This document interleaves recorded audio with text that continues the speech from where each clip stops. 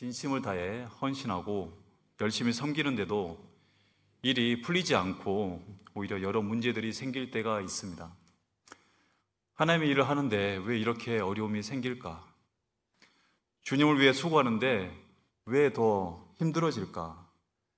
이런 마음이 우리 안에 찾아올 때가 있습니다. 그러나 오늘 본문을 보면 하나님의 사람 엘리사 선지자도 그런 상황을 경험했습니다. 그는 이스라엘 왕을 돕고 또한 하나님의 뜻을 전했지만 그 결과 아람 군대의 포위 공격을 당하게 되었습니다. 하지만 하나님은 그 절체절명의 위기 속에서도 엘리사를 지켜주시고 그의 눈을 열어 하나님의 놀라운 능력을 보게 하셨습니다.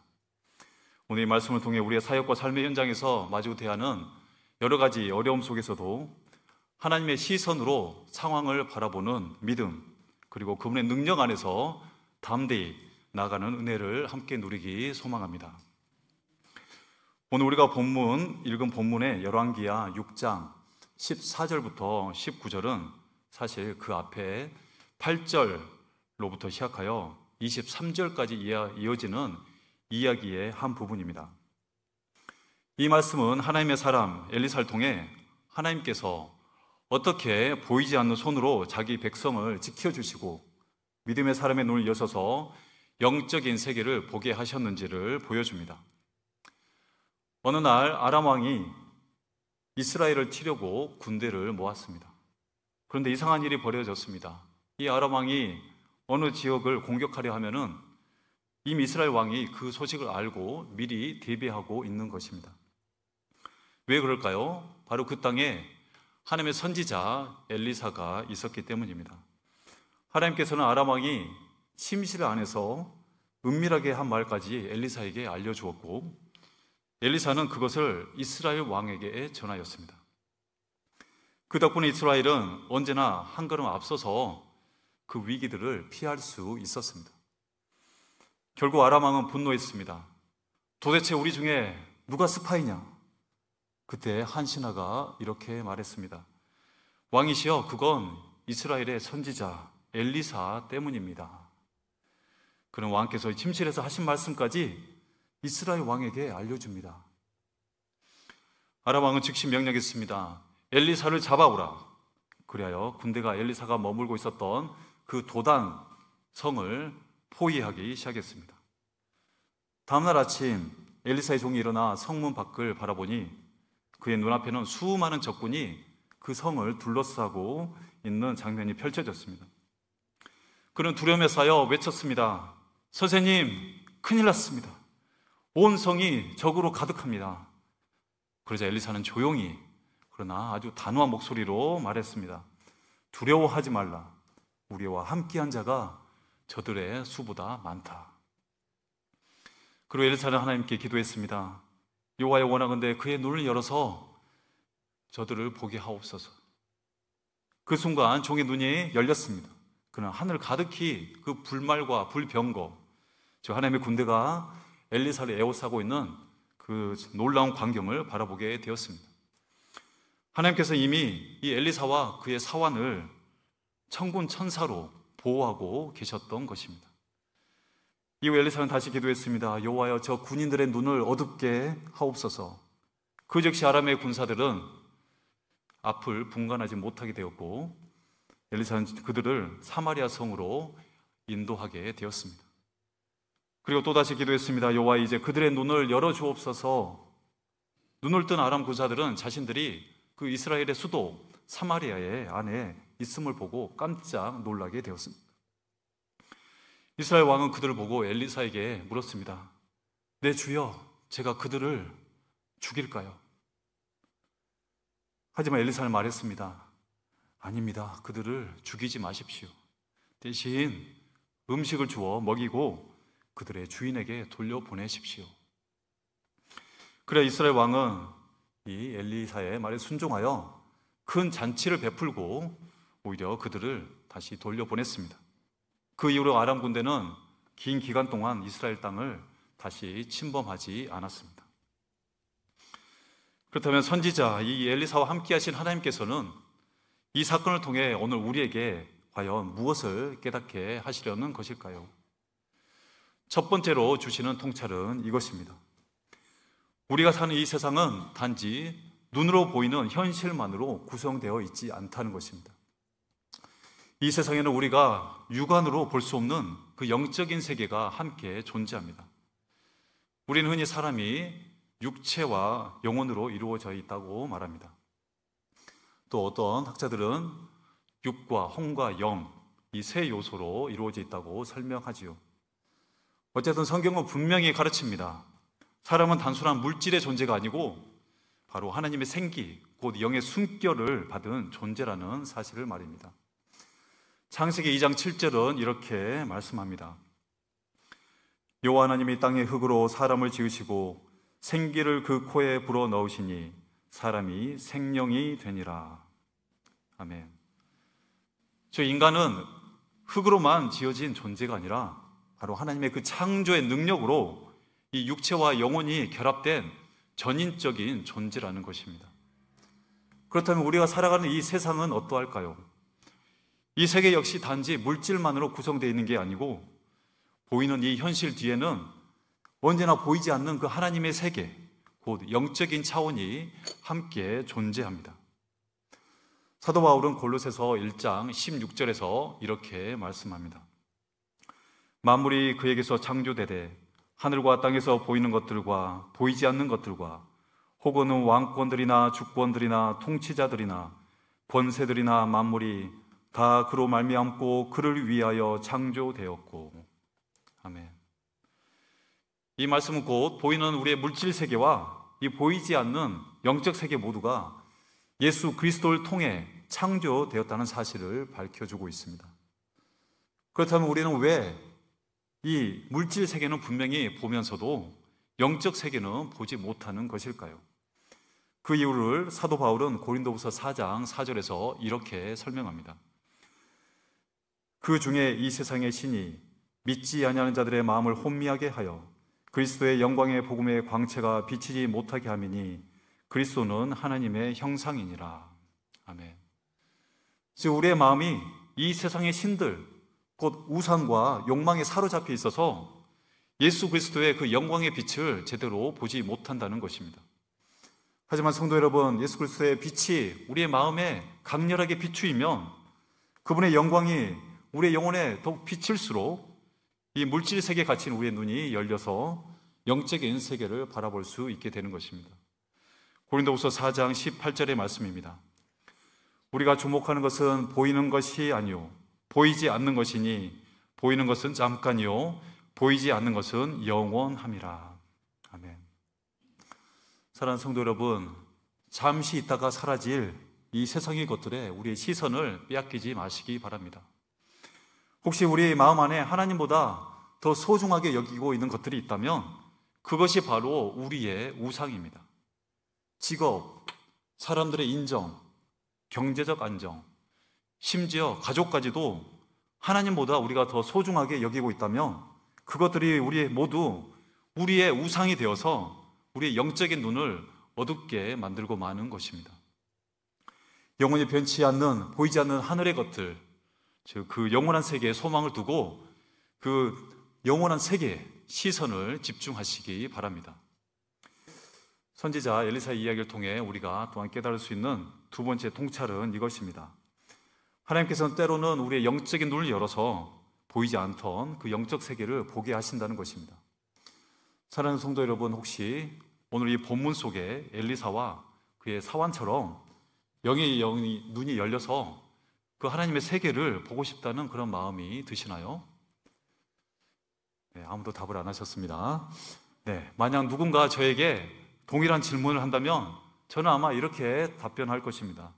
아니요, 저는 아직 감당할 자신이 없습니다. 왜냐하면 우리는 여전히 육체를 가진 존재로, 이 연약한 존재로 이 땅에서 살아가고 있기 때문입니다. 영적인 세계의 실체를 바라본다는 것은 인간의 한계를 훌쩍 뛰어넘는 그러한 두렵고 감당하기 어려운 일이기 때문입니다. 다니엘 10장 8절부터 9절까지의 말씀을 제가 봉독하겠습니다.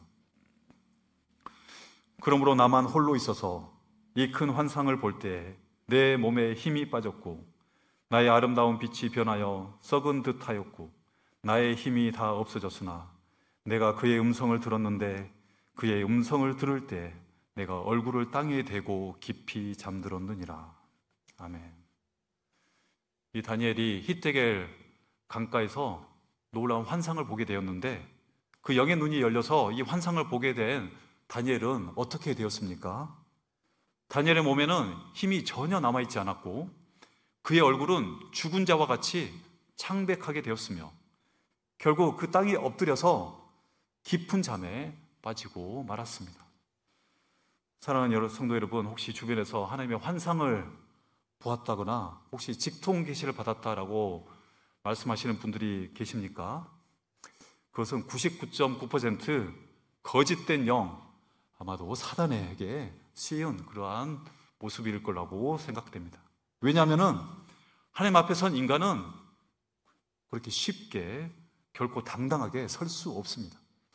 육체를 가진 우리는 거룩한 하나님 앞에 서는 순간 자신의 죄가 낱낱이 드러나기 때문에 그분의 영광 앞에 우리는 무릎 꿇고 쓰러질 수밖에 없는 그러한 연약한 존재인 것입니다. 그러므로 우리의 영적인 눈이 열리려면 그저 보게 해달라고 기도하는 수준으로는 충분하지 않습니다.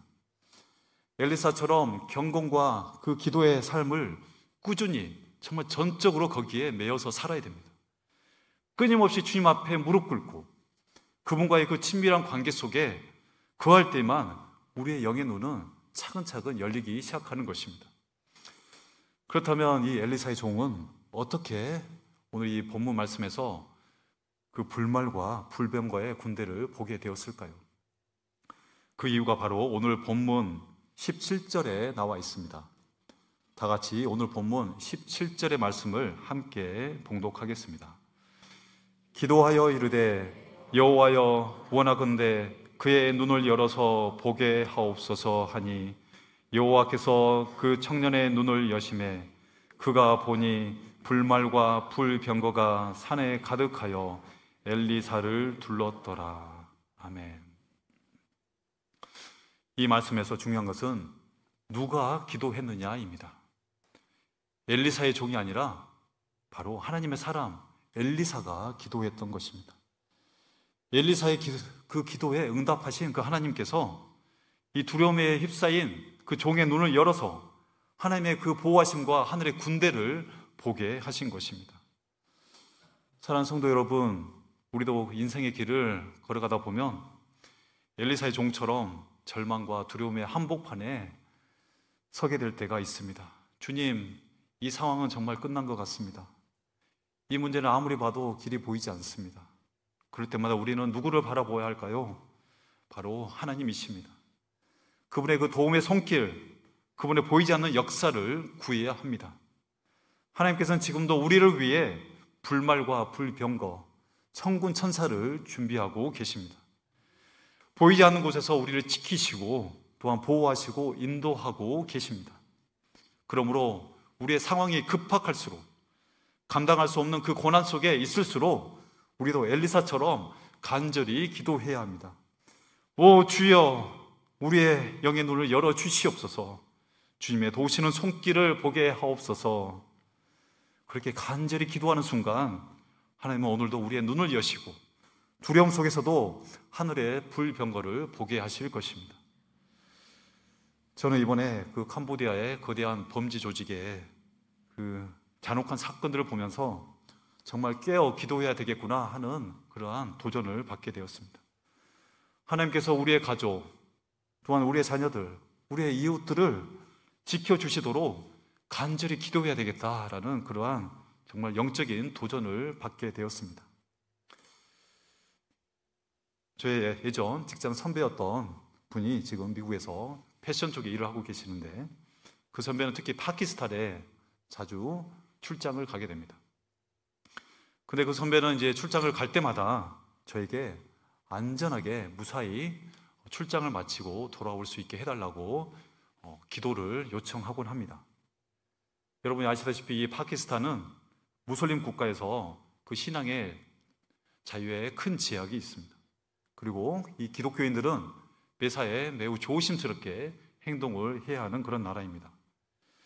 그런 점에서 보면 우리가 이 지금 대한민국에서 이 안전한 나라에서 자유롭게 돌아다니며 함께 예배하고 또한 경배하며 정말 찬양할 수 있는 이게 얼마나 큰 축복인지 모릅니다.